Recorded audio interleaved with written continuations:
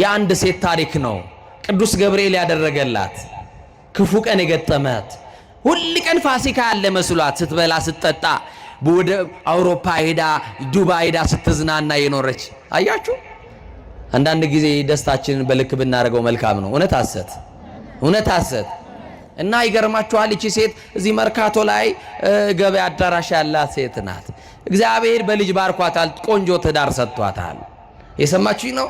ለስሙ ግን ኦርቶዶክስና ክርስቲያን ናት። በቃ መዝናናት ስትፈልግ ከሀገር ውጭ ሄዳ ተዝናንታ ትመጣለች። መቼም ኢትዮጵያዊ ታውቃላችሁ፣ ትንሽ ሳንቲም ካጠራቀመ ዱባይ አሸዋ ላይ ፎቶ ተነስቶ ነው የሚመጣው አይደለ? የሆነች ብጣቂ ነገር ይለብስና ዱባይ ፎቶ ተነስቶ ይኸውና ይላል። እየሰማችሁን? አይገርምም?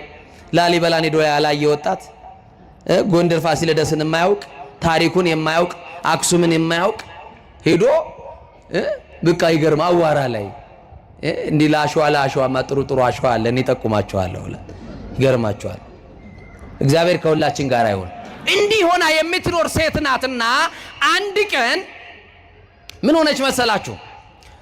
ትታመማለች። ምን ትላለች? ጤናዋ እየቀነሰ መጣ። አያችሁ፣ ተናግሬው አለው።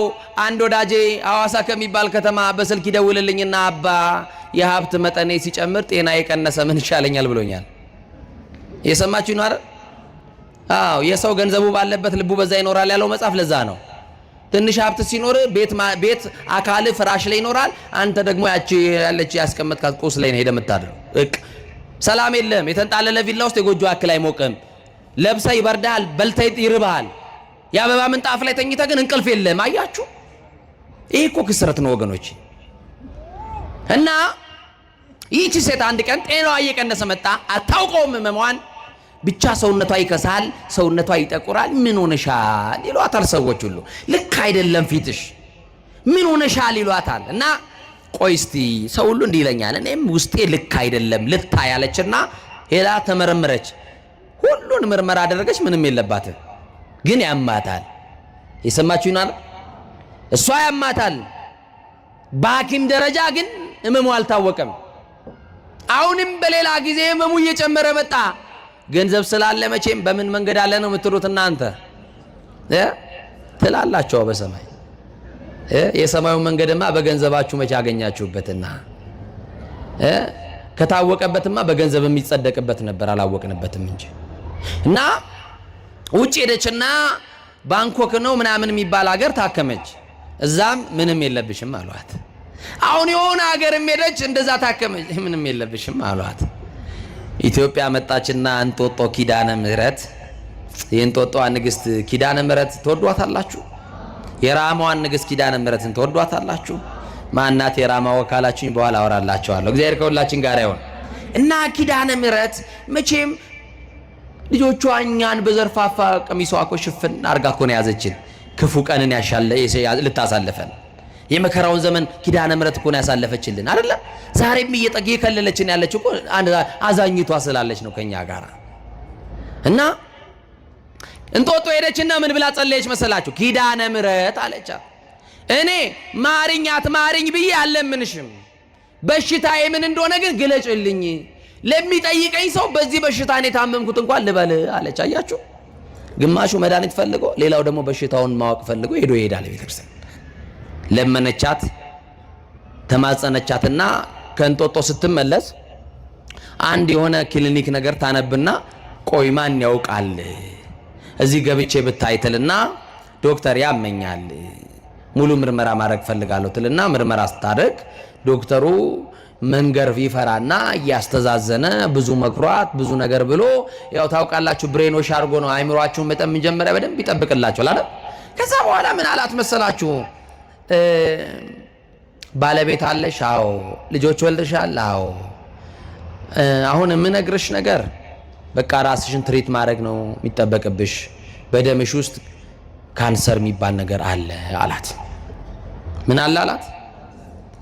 በሰው እጅ ከመውደቅ ይጠብቃችሁ፣ ታማችሁ ባልጋ ከመውደቅ ይጠብቃችሁ። በጣም አዘነች፣ ራሷን ሳተች፣ ወደቀች። ጠበቃት ዶክተሩ ራሷን እስከምትነቃ ድረስ። የባለቤትሽን ስልክ ስጭኝ አላት። የባሏን ስልክ በአፏ ነገረችው። ደወለላትና እንዲህ ያለ ቦታ ሚስት ሕክምና ቦታ ትንሽ አሟታልና ድረስላት አለው። ከሚሰራበት መርካቶ እየሮጠ መጣና ሲያይ ሚስቱ ታለቅሳለች፣ ታነባለች። ምንድነው የተፈጠረው? በል ቁጭ በል፣ ከዚህ በኋላ አስታማት፣ መድኃኒት ትጀምር፣ ኬሞቴራፒ የሚባል ሕክምና አለ፣ ይህንን ታርግ ብሎ ነገረው። ምንድነው? ደም፣ የደም ካንሰር። አቤት እግዚኦ! ሰምተን ማናቃቸውን ነገሮች በዘመናችን ስንሰማ፣ ትላንት ኩላሊት የሚባል ነገር የለም፣ ይኸው ዛሬ ትንሹም ትልቁም ከመሬት ተነስቶ ጤነኛው ሰው ፌል አረገ ሲባል እንሰማለን።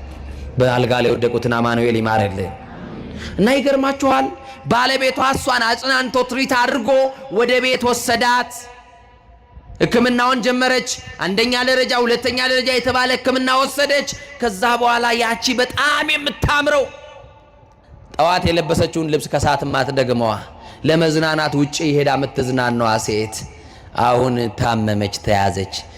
ያ ውበቷ ረገፈ። መልክ ቢያምር ላፈር ነው።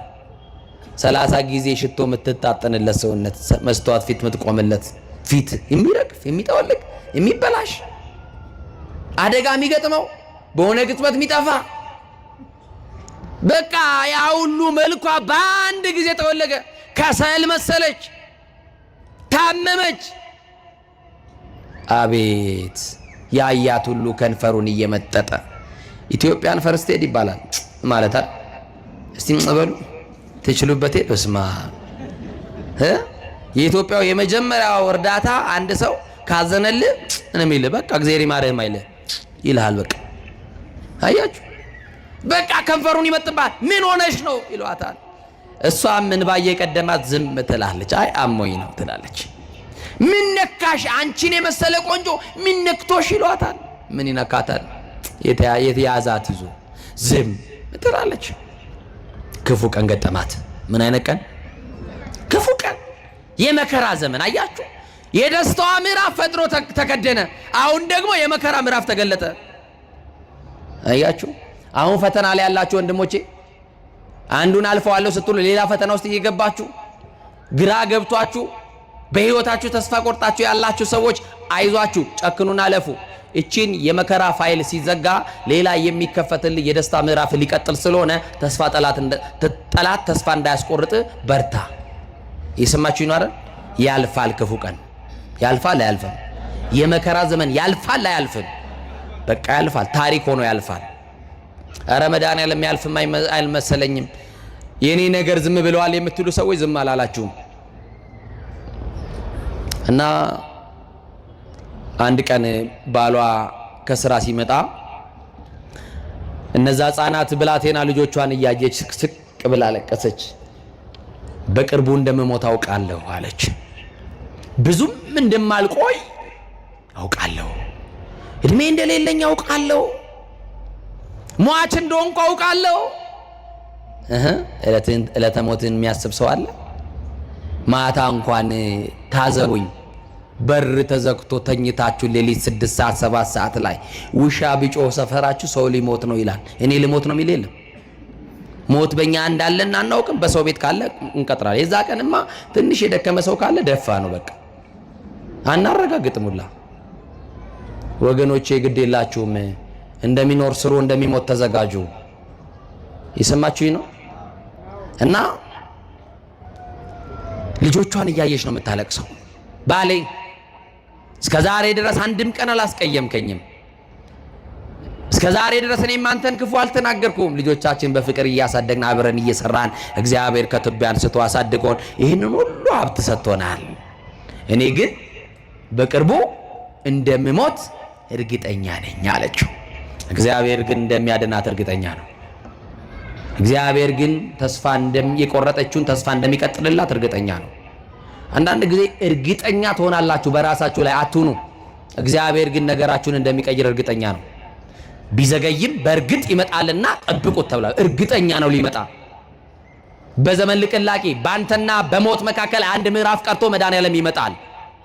ይሄው የናይኗን መበለት ልጅ ሊቀበር ሄዶ ጉድጓዱን አልደፈነለትም። የሟቹን ሞት አልፈቅድም ተመለሱና በህይወት ኑሩ ያለ ጌታ፣ ሞታችንን ውርደታችንን ማይፈልግ ጌታ እና እንዲህ ሆነ። ምንድነው ምትይ? ለምንድነው ተስፋ የቆረጥሽው? ልጆቹንም ስለምን ታሳቅቂያቸዋለሽ እያየሽ ምታለቅሽው አላት። አሁን አንድ ነገር እሺ በለኝ አለችው። ምን? እኔ ብሞትም ብኖርም ከዚህ በኋላ የልጆቼ አደራ አንተ ላይ ነው። ልጆቼ ቁም ነገር ላይ ሳይደርሱ ሌላ ሴት እንዳታገባ እባክን በመድኃኔዓለም እለምንሃለሁ። ልጆቹን ተንከባከብ፣ ሌላ ሰው እንዳያዩ እንዳይጎዱ፣ እኔን ብቻ ውሰድና ደብረ ሊባኖስ አቡነ ተክለ ሃይማኖት ገዳም በር ላይ ጣለኝ አለችው። የሰማችሁ ነው። እሺ ብሎ ተክልዬ በር ላይ ወሰዳ። ልጆቿን ግን አቅፋ ተሰናብታ ስማቸው ድጋሚ የልጆቿን ፊት ላታይ ወጣች። ከቤት ተሰናብታ ወጣች። ጨቅላ ልጆቿን ጥላ ወጣች ወደ ቤት። ተክልዬ ደረሰች። ቤት ልከራይልሽ አላት። አይ ያኔ መሰለስ ቤት ትቼው የለ ምን ያረጋልኛል ቤት? የኔማ ቤቴ ተምሶልኛል፣ የኔማ ተዘጋጅቷል። ተው ቤት አያስፈልግም። ደጅ ወድቄ እስቲ ልማጸናቸው አቡነ ተክለ ሃይማኖት። የተክለ ሃይማኖት አምላክ የብፁዕ ቅዱስ ብርሃነ ዓለም ተክለ ሃይማኖት አምላካቸው ቢምረኝ ብለዬ እዚህ ወድቄ ያለው ተወኝ። አረ ግድ የለሽም ከዛ ሁሉ ምቾት ወተሽ እንደው የሚቆረቁር ነገር ላይ መውደቅ እኮ ላንቺ ከብድሻል፣ በዛ ላይ ታመሻል። የለም አሁን ሰው አያስፈልገኝም ባሌ እግዚአብሔር ይስጥልኝ። የሰማችሁ ነው። በል አንተ ተመለስ ለልጆቹ ብላ አሰናበተችው። መጠለያ ላይ ወደቀች።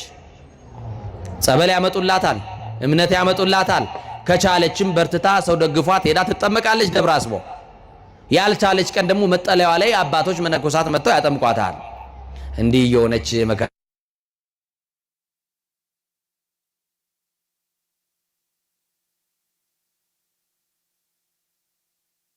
ሳልወድቅ እባክህን ብላ ተለምነዋለች።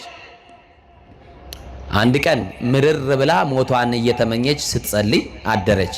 ሌሊት ግን ህልም አየች። የሰማችሁ ነው። ብፁዕ ወቅዱስ በሉ እስቲ ብርሃነ ዓለም ጻድቁ አቡነ ተክለ ሃይማኖት በረከታቸው ይደረሰ። የበረከት አባት ናቸው። ቤታችሁ ይግቡላችሁ። እሳቸው በህልም ተገለጡላትና እንዲህ አሏት። ልጄ አሏት። ልጆቼ ይበሉና ልጄ አሏት። ያንቺን ነገር የያዘው ገብርኤል ነው አላት በህልሟ። ያንተን ነገር የያዘው ቅዱስ ገብርኤል ነው። አመስግነው በደንብ አድርገ። ያንቺ ነገር የተያዘው በቅዱስ ገብርኤል ነው፣ በመላኩ እጅ ነው። እግዚአብሔር ነገርሽን ሊቀይር ወደ አንቺ ህይወት የላከልሽ መልአክ ገብርኤል ይባላል። ከነደደ እሳት የሚያወጣ የአናብስትን አፍ የሚዘጋ የፈላውን ውሃ የሚያቀዘቅዝ ስሙ ኃያል የሆነ ገብርኤል የራማው ልዑል ከራማ መጥቶ ከዓይን ጥቅሻ ፈጥኖ ከንፋስ ቀድሞ አንተን ከሞት መንጋጋ ነጥቆ ሊያወጣ ወደ ህይወት የሚመጣው መልአክ ቅዱስ ገብርኤል ይባላል። አመስግኑት፣ አመስግኑት ቅዱስ ገብርኤልን። ቻይና ነው እንደ እጅ ይሰራላችሁ። እጅቲ ስላሴ እጅ የሰጠው አመስግኑ በደንብ እና ጠዋት ላይ አንድ መነኮስ አገኘች። አባ እንዳይሄዱ እንዳያልፉኝ ስለ መድኃኔዓለም ስለ ብፁዕ ቅዱስ ስለ አቡነ ተክለ ሃይማኖት። ምን ነው ልጄ፣ ምን ነው እንዲህ አይነት ጥሪ የምትጠሪኝ? አይ አይደለም የሆነ ህልም አይቻለሁ። ምን አየሽ? አቡነ ተክለ ሃይማኖት ጻድቁ ያንቺን ነገር ገብርኤል ይዞታል ብሎኛል። ገብርኤል እዚህ አካባቢ አለ እንዴ? አዎ ገብርኤል አለ። የት አለ? እዚህ ፍቼ የሚባል ከተማም ገብርኤል አለ። እዚህ ደብረ ጽጌ የሚባል ከተማ ማን አለ? ገብርኤል አለ። እኛ ያለንበትም መካከላችን ቅዱስ ገብርኤል አለ። አመስግኑት። ብርሃናዊ መልአክ ሊባርከን አለ። በመካከላችን ቅዱስ ገብርኤል አለ። እሱ የሌለበት መሻል አለ። ችግሩ ስትሆን አለ ገብርኤል። መከራው ስትሆን ሊያወጣም አለ። ከአደጋም ያወጣህ እሱ ነው ገብርኤል። እና በቃ ገብርኤል አለ አሏትና ወደ ፍቼ ላኳት። የሰማችሁ ነው። ፍቼ ገብርኤልም መጠለያ አስፈቀደችና መጠለያ ላይ ወደቀችና በቃ ልክ በ18 የአቡነ ዮስጣጤዎስ ዕለት ለቅዱስ ገብርኤል ዋዜማ ዕለት ምርር ብላ አሁንም አለቀሰች። የኔ ነገር አንተ እጅ እያለ አንተም ዝም አልከኝ ገብርኤል አለችው። የሰማችሁ ነው። ከዛ በኋላ እንዲህ ብላ ምርር አለቀሰችና ጠዋት ቅዱስ ገብርኤል ቅዳሴ ሲቀደስ ቆማ ማስቀደስ አልቻለችም። መጠለያዋ ላይ ሆና ጨረሰች። ካህኑ ከቅዳሴ ወጥቶ ህዝቡን ሲባርክ መስቀል ነው እጅን የሚያሳልመው? ንገሩኛ፣ በደንብ መልሱልኝ። አትሳለሙም፣ ዳር ላይ ነው የምትቆሙት ማለት ነው። አያችሁ ምንድነው የሚያሳልሙት? በኪዳን ሰዓት አይደለም። በምን ሰዓት? በቅዳሴ ሰዓት ለምንድነው እጁ የሚያሳልመው? ያ እጅ ታቦት የዳሰሰበት ነው። ያ እጅ የኢየሱስ ክርስቶስ ቅዱስ ሥጋው ክቡር ደሙን የፈተተበት እጅ ነው። ታዲያ እድለኛ እኮ ነው። የካህኑን እጅ ስትስም የማንን ሥጋና ደም በነካበት ነው? በፈተተበት ነው። በማንን? የክርስቶስን። አያችሁ ምን ያክል ፈውስ እንዳለው የካህኑ እጅ እና እንደምንም እየተፋቀቀች መጣችና ካህኑ ሰው ሲያሳልም እንዲህ አለችው፣ አባቴ ካህኑ አለችው። ቄስ እኮ ባለ መድኃኒት ነው፣ እውነት ባሰት። ቄስ እኮ መንፈሳዊ ሐኪም ነው፣ እውነት አሰት። አባቴ ካህኑ እኔን የሚያሳልሙኝ ሰው ሁሉ ከተበተነ በኋላ ነው። እምቢ እንዳይሉኝ ባገለገሉት መልአክ በቅዱስ ገብርኤል ለምኖት አለች። ኧረ እምቢ አልልሽም ልጄ፣ አይዞሽ ተረጋጊ አሏትና ህዝቡን ሁሉ አሰናብተው ጠበቋት። ልጄ ምን ሆንሽ አሏት። ዝም ብለው እጆትን በግንባሬ ላይ ጫኑብኝ አለች። ያ እጅ ያስፈልገናል አያስፈልገንም? የማን እጅ? የካህኑ እጅ። ዛሬ ግን ካህን እየሰደብን እንዴት የካህኑን እጅ ትፈልጋለህ? በረከት የተቀበልክበትን የካህኑን እጅ እየቆረጥክ አባቶቻችንን እያዋረድን እንዴት እንከብራለን ወገኖች? ይዘንልን እግዚአብሔር ክርስቶስ፣ ይራራልን ክርስቶስ። ከዛ በኋላ እጅን ጫንብኝና ቅዳሴ በቀደሰበት አንደበት ሥጋ አምላክ በተቀበለበት አንደበት እፍ በልብኝ። ምናልባት ያ ደግ መልአክ ሚካኤል የባህራንን የሞት ደብዳቤ እፍ ቢልበት በሕይወት እንደተቀየረ መልአኩ ገብርኤልም የኔን ነገር በሕይወት ሊቀይር ስለሚችል ምን በልብኝ አለችው? እፍ በልብኝ አለችው። እንዲህ አላት። ካህኑ እጁን ጭኖ እንደ እምነትሽ ይደረግልሽ፣ እንደ እምነታችሁ ይደረግላችሁ። ታማችሁ የመጣችሁ እግዚአብሔር ፈውስ ያደርግላችሁ። ተጨንቃችሁ የመጣችሁ ከጭንቀታችሁ ይገላግላችሁ። በችግር የመጣችሁ ዘመድ የጠላችሁ ሰው የሸሻችሁ ተስፋ ቆርጣችሁ ያላችሁ ሰዎች ሁሉ እግዚአብሔር ዘመድ ይሁናችሁ። ተስፋ ቆርጣለች። ከዛስ እፍ አለባትና እንደ እምነትሽ ይደረግልሽ ሲላት የማታውቀው ሰላም የማታውቀው ደስታ ግን ያለችው ክፉ ቀን ገጥሟት ነው። እየሰማችሁ ነው። ተመልሳ መጠለያዋ ላይ ሄደችና ደስ ብሎኛል፣ ለምን ደስ እንዳለኝ ግን አላውቅም፣ የሆነ ነገር ግን ቀሎኛል እያለች መጠለያዋ ላይ እግዚአብሔርን ታመሰግነዋለች፣ አምላከ ገብርኤልን ታመሰግነዋለች። ከዛ በተኛችበት የዛን ዕለት ብርሃናዊው መልአክ ቅዱስ ገብርኤል ዳንኤልን የረዳው መልአክ፣ አናንያ አዛርያ ሚሳኤልን የረዳው መልአክ አያችሁ፣ ቂርቆስና ኢየሉጣን የረዳ የተራዳ ቅዱሳንን የረዳ መልአክ አብሳሪው መልአክ ቅዱስ ገብርኤል መጣና ልጄ ሰላም ላንቺ ይሁን አላት። ደነገጠች። ካህኑ እንዳደረገ እጁን አመጣና በግንባሯ ላይ ጫነ። ቀጠለና እፍ አለባትና እኔ ያንቺን ጉዳይ ያያዝኩኝ በእግዚአብሔር ፊት የምቆመው ገብርኤል ነኝ። የማንን ጉዳይ ያያዝኩኝ አለ? ንገሩኝ። ያንቺን ጉዳይ ያያዝኩኝ በእግዚአብሔር ፊት የምቆም ገብርኤል ነኝ። እግዚአብሔር ነገርሽን ሊለውጥ፣ ሞትሽን በሕይወት ሊለውጥ፣ የታወጀብሽን የሞት አዋጅ ሊሽርልሽ የላከኝ መልአክ ገብርኤል ነኝ። የዛሬ ወር ደግሜ ወደ አንቺ እመጣለሁ አለ። የዛሬ ወር ደግሞ ወደ ቤታችሁ ይምጣ ይሄ መልአክ። የዛሬ ወር ደግሞ ወደ ኑሯችሁ ይምጣ፣ ወደ ትዳራችሁ ደግሞ ይምጣ። ደግሞ ደጋግሞ መልአኩ ገብርኤል ይምጣልን የምትሉ አመስግኑ፣ ከፍ አድርጋችሁ አመስግኑት። ደግሜ እመጣለሁ፣ ደግሜ የምመጣው አላት። ከኔ ጋር ናችሁ? የዛሬ ወር ደግሜ የምመጣው አላት። እየሰማችሁኝ ነው? እኔ እንዳገኘሁሽ፣ እኔ እንዳናገርኩሽ ለሰው እንዳትናገሪ። ጸጉሯ ከበሽታው የተነሳ ተነቃቅሎ አውልቋል። ያቺ በጣም ትልቅ ጸጉር የነበራት ሴት ናት። እስከሚቀጥለው ወር ድረስ የጠወለገው መልክሽ ወደ ነበረበት ይመለሳል። የደረቀው ጸጉርሽ እንደ አዲስ ሕፃን እንደሚያበቅል ጸጉር ታበቂና ሌላ ጸጉር ያያቸው። ከዛ በኋላ ወደ ነበረ መልክሽ ትመለሻለሽ። ልክ ደግሜ በዛን ዕለት እባርክሻለሁ ብሏት ሄደ። ጠበቀች።